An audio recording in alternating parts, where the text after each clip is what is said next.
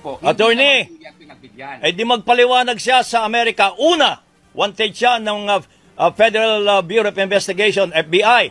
Pangalawa, meron no siyang sexual abuse, human trafficking dito sa ating bansa. Pangatlo, kung talagang siya ay son of God, bakit hindi sa sumulpot at ipagtanggol ang kanyang sarili at humingi siya ng blessings mula sa God na siya ay pakawalan at siya ay mawala lahat ng kanyang kaso. Di ba, Tony? Naniniwala ba kayo sa son of God siya? Sir, ako po ay isang Muslim. Ay, wala.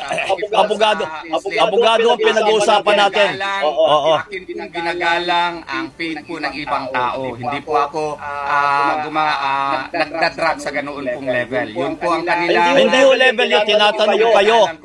Siya ay son of God. Kung siya ay son of God, Tony, maakusa ka in the future po ng, let us say, rape din, napadismiss mo na, and then you will find out later na inusinti ka naman talaga, choice mo rin po yun, Sir Noli, na i-insist na wala kang kasalanan and you don't have to surface. That is within our rule of law po, Sir Noli. Hindi. Ayan po mga kababayan. Sabi ng Tornitorio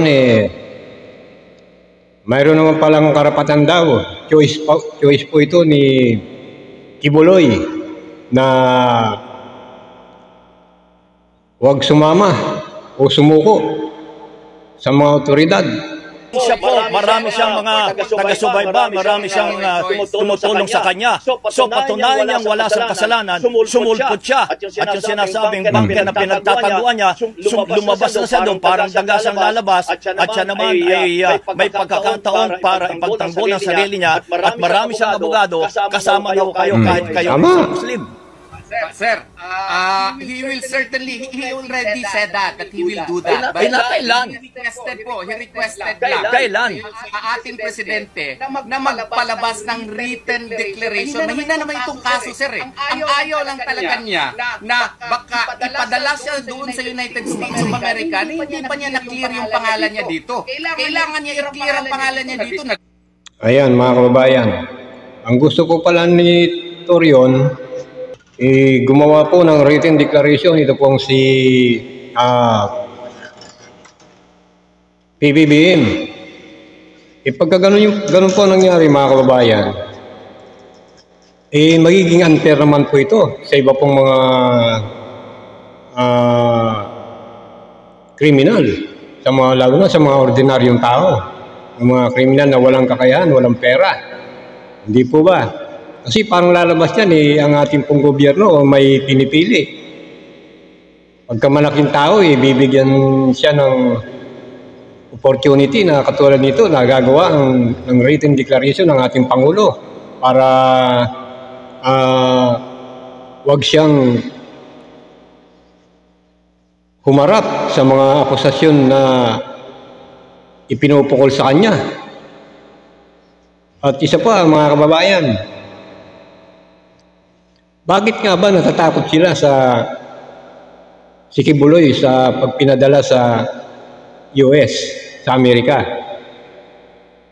Alam niyo po mga kababayan, kaya po natatakot po ito si Kibuloy kasi po doon sa Amerika, pagka doon po siya dinala, hindi niya po magagamit ang kanyang impluensya. Kasi po doon sa Amerika, wala po siyang kilala doon Hindi niya magagamit ang impluensya niya roon. Kaya takot na takot siya. Pagdating doon, sigurado makukulong siya. O kaya gusto niya dito na lang sa Pilipinas. Kasi dito po sa Pilipinas, mga kababayan, marami po siyang mga kadikit na politiko. Mga nagtatanggol po sa kanya, mga kababayan. O kaya gusto niya dito na lang sa Pinas. Yung problema, dito na nga lang sa Pilipinas, mga kababayan, nagtatago pa. O paano niya makiklear yung sarili niya kung ayaw naman niyang sumuko, ayaw lumabas, ayaw harapin yung mga akusasyon sa kanya. O di po ba mga kababayan? Tuloy po natin. Dismiss na nga itong kaso na ito And it is within his... O yan. Tama yan. Yan. Agree tayo dyan mga kababayan. Yung kaso niyan po, dismiss po yan. Na-dismiss na po yan. Pero saan po na-dismiss yan? Ayan po ay na-dismiss sa Davao City Prosecutor mga kababayan noong 2020. Bakit po ito na-dismiss, mga kababayan? Ay siyempre, ang presidente noong 2020, kaibigan niya, si Digong. Gagawin niya yung lahat para ma-dismiss yung kaso niya. Sinabi nga po ni Kibuloy po, mga kababayan, ninakad daw ni Duterte itong kaso niya kaya na-dismiss sa Davao. At siya pa doon sa Davao, ma-impluwensya sila ang hari doon. Anong laban ng mga ordinaryong tao na mga biktima ni Kibuloy? Okay, doon po na-dismiss. Pero ang nangyari po, ito po ay inapila. At pumutok lang po ito nung nagsagawa po ng investigasyon si Rizal Taveros diyan po sa Senado. At nung nakita ito ng Department of Justice, nung appeal na ito para sa request na itong apila, na ma-review itong kaso na ito, ay nakita po ito ng Department of Justice na ito po ay may probable cause. Kaya po ang ginawa ng Department of Justice ay isinampa na nga po nila ito sa korte. Kaya nga yan po, inimbestigahan na po hanggang sa nagtuloy-tuloy sa Senado. Kaya nga po, pinapatawag po si Kibuloy ng mga senador para ipagtanggol niya ang kanyang sarili. Ano pong sagot niya? Ayaw niya. Sabi pa ng mga senador na tagapagtanggol niya, itong sila Bato, Robin Padilla, idalhin daw sa korte. Yun niya, dinala po sa korte ito. Pagdating naman sa korte, ito na nga, nung nagkaroon na po ito ng arraignment, mga kababayan. Nagkaroon ng arraignment, hindi pa rin siya dumadalo, ayaw pa rin sumuko. Ang sabi ni Kibuloy, susuko daw pagdating sa korte, harap daw siya. Pero ano nangyari? Hanggat siya ayaw dumalo, mga kababayan, nagpalabas ng warrant of arrest ang korte. Ganyan po ang nangyari, mga kababayan. Ulit po natin. That's right. To really question the finding of probable cause. Ginawa nga ito nila Senator Lacson. Ito na naman ako. Attorney, pauli-uli na lang. Ayan po mga kababayan, yung binabanggit ni Attorney Torio na kay Lacson. Yung ruling po na yan, yung panahon ni Lacson, ayan po ay allowed po yan. Pero ngayon po, binago na po ang ruling. Hindi na po pinapahintulutan yung ruling na ganyan. Dahil ang layunin po, kaya nga nirevise nga po ito sa na binago po yan, hindi na po pinapahintulutan yung sinasabi niya na kaso ni Lacson noon. Tuloy po natin, mga kababayan. Nasabi niyo, Tony, sorry, Tony. Yes po. Huwag ho kayong tuloy-tuloy magsalita dahil hindi ako makapag-question sa inyo. Paulit-ulit ang sinasabi yung mga Lacson na yan. Ang sinasabi mo namin, hindi makikialam ang Pangulo dyan, wanted siya sa Amerika, sa FBI, bahala na ang FBI niya. Pero tinatanong ko, yung pag-usapan natin yung ngayon, meron sa sexual abuse, meron sa human trafficking, nagtatago pa siya sa kanilang compound. Bakit hindi siya lumabas, palabasin ninyo at ipagtanggol ninyo ang kaso niya kung talagang wala siyang kasalanan, ay wala, ma-absuelto siya. Pero habang siya ay nagtatago po, paano niya ipagtatanggol ang sarili niya? Paano kami maniniwala na wala siyang kasalanan? Paano po? Paano? Sasabihan kita. Yung motion for reconsideration po namin sa Department of Justice ay i-rule. Maski pa i-deny yun, pwede po kami aakyat sa Court of Appeals at mag-file ng petition for certiorari. Grant yung petition for certiorari po, Sir Noli. Hindi wala ng kaso. Paano naman kung i-deny ng Court of Appeals yung certiorari yung ina-appeal ninyo? Paano yan? Hindi suntok sa buwan yan. Suntok sa buwan yan, yung sinasabi mo, Torion. Paano ko? Dininay na nga yan Alam niyo mga kababayan, ito pong kaso ni Kibuloy doon pa dito sa Pasig Pabuyon. Yung motion to consideration po ay dininay po yan ng Pasig Trial Court.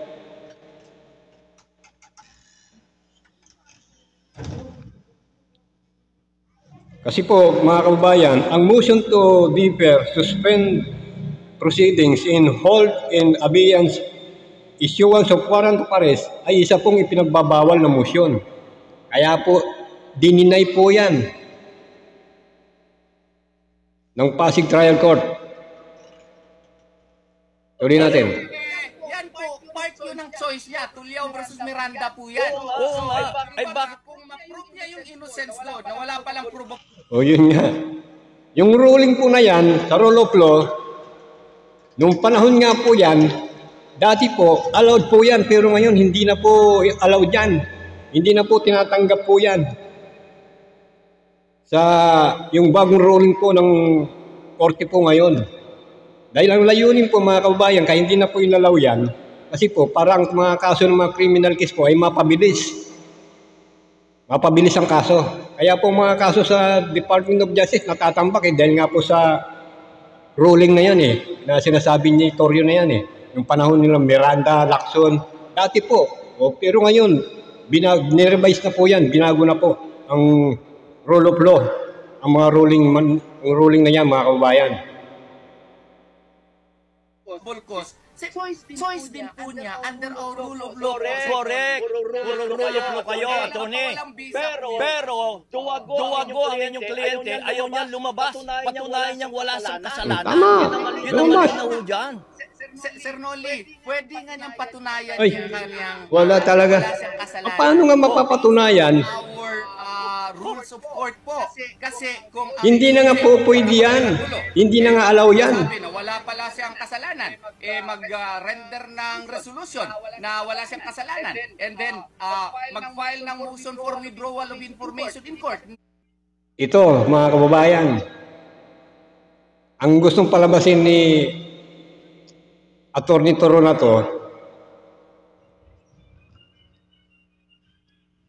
na choice daw po ni Kibuloy, ito pong wag sumuko. Wag sumuko. Ayun ang pinapalabas niya. Choice na yan i-declare niya kanyang sarili na inosente. Tama yan. Habang hindi pa siya hindi pa nagdedeklara ang korte na siya ay may kasalanan. Pero kapag ang korte po ay naglabas na po ng warrant of arrest, automatic na po yan mga kababayan. Hindi po tayo abogado. Pero kahit paano ayan po ang naiintindihan po natin. Kapag naglabas na po ng warrant of arrest ang korte, obligado ka na pong sumama, dumalo sa mga arraignment, sa mga hearing. Hindi pwedeng wala. Ano ba yung mga, ito po mga kabayan, ito po ang mga karapatan ng isang akusado. Karapatan. Pero tignan natin kung nandito yung sinasabi ni Attorney Torrio na choice ni Kibuloy na kahit hindi physical present siya, kahit wala siyang appearance sa mga hearing sa korte, kung po pwede, wala pong ganyan. Ito po ang mga karapatan ng mga akusado, mga kabayan. Unang-una, presumption of innocence. Ang ibig sabihin po ay karapatan ng isang akusado na ipagpalagay na siya ay inosente hanggang sa maglabas ang korte na siya ay guilty o may sala. O yan, tama yung sinabi niya kanina, yung karapatan ni Kibuloy na ipalagay niya kanyang sarili na inosente. O tama. Pero kapag po ang korte ay naglabas na po ng nagpayag na siya po ay guilty at may sala, automatic po talaga makukulong siya. Ito pangalawa, to be informed of the nature of cause of accusation against him. Ang ibig sabihin po ay karapatan ng isang akusado na ipagbigay alam sa kanya ang krimen na kinasasangkutan niya. Ayan. Pangatlo, to testify on his behalf. Karapatan niya na humarap sa hukuman na tumistigo hingil sa depensa sa kanyang criminal case. O yan. Ayan ang karapatan ng isang akusado. Karapatan niyang dumalo. Hindi sinabi doon na karapatan niyang wag dumalo. Kaya baliktad po yung sinasabi na yung Attorney Torion. O ito pa ang karapatan ng isang akusado. Number 4, to be present in all stages of proceeding. Karapatan niyang dumalo sa lahat ng yugto ng paglilitis hingil sa kanyang criminal case. Ayan ang karapatan. Karapatan niya talagang dumalo. Hindi sinabi doon, huwag kang dumalo. Karapatan niya na kumuha ng isang abogado na kumakatawan sa kanya sa lahat ng paglilitis hingil sa kanyang criminal case. O yan, katulad niya, may abogado ka naman. O tama, ginawa kang abogado ni Kibuloy. Panglima, to confront witnesses against him. Karapatan na harapin sa isang cross-examination ang mga testigo laban sa kanya. O yan, paano niya maharap yung mga testigo na nag-akusa sa kanya kung hindi siya sa harap sa husgado? O hindi po ba mga kababayan? O ito pa, number 6, self-incrimination. Karapatan niyang tumanggi na magpahayag o sumagot sa mga katanungan na maaaring gamiting basihan upang siya ay masampahan ng iba pang criminal case laban sa kanya. Ito pa, to issuance of compulsory processes by the court.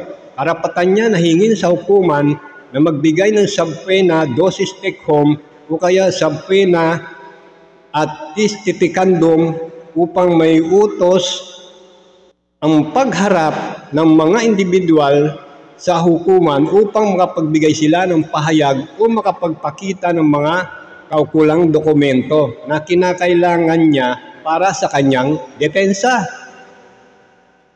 Pangwalo, to a speedy, impartial, and public trial. Karapatan niya ang mabilisang paglilitis, walang kinikilingan at bukas sa publiko na paglilitis. Ito pa, panghuli, to appeal conviction. Karapatan din ng isang akusado na iakyat sa mas mataas na hukuman ang anumang hatol ng hukuman na siya ay guilty o may sala sa krimen na kinasasangkutan niya.